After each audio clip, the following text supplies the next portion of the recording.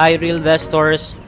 Right now, we are here in front of Uptown Arts Residence. So this is the construction update and malapit to sa Mitsukoshi Mall and ito, landers na to and the Uptown Park Suites sa taas. So this video is very short because ipapakita ko sa inyo ang lobby ng Uptown Arts Residence. So ngayon, papasok na tayo sa lobby ng Uptown Arts Residence, and as you can see, this is the receiving area of Uptown Arts Residence, and sa wall niya, kung mapapansin nyo, there is a huge painting.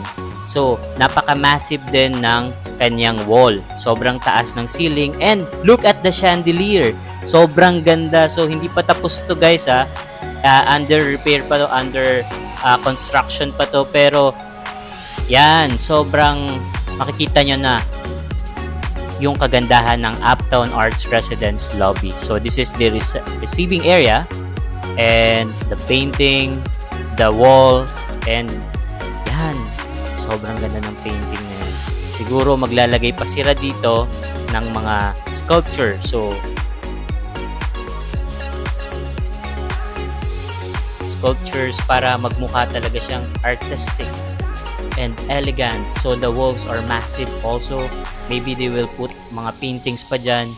And look at the curtains. So sa sobrang taas ng ceiling niya, nagmumukha talaga siyang elegant. Sobrang elegant niya tignan. And here, may mga sofa naka-cover pa. And papunta tayo doon. Yun, another chandelier, guys. So look at that. So hindi pa yung tapos, may cover pa yung floor. But yung kagandahan ng Uptown Arts Residence, from the lobby pa lang, sobrang ganda na. Sobrang ganda na niya.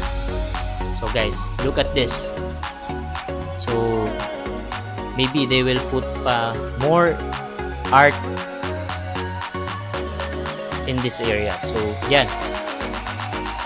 So sneak peek pa lang to. Sobrang ganda ng Uptown Arts Residence, guys. Mag-invest na kayo sa Uptown Arts Residence. Ready siya for turnover by September 2025 onwards. So, nag-offer pa rin kami ng no down payment, pre-selling stage, 3 years to pay, 0 interest yun, guys. So, ano pang hinihintay nyo? Comment down below and message me.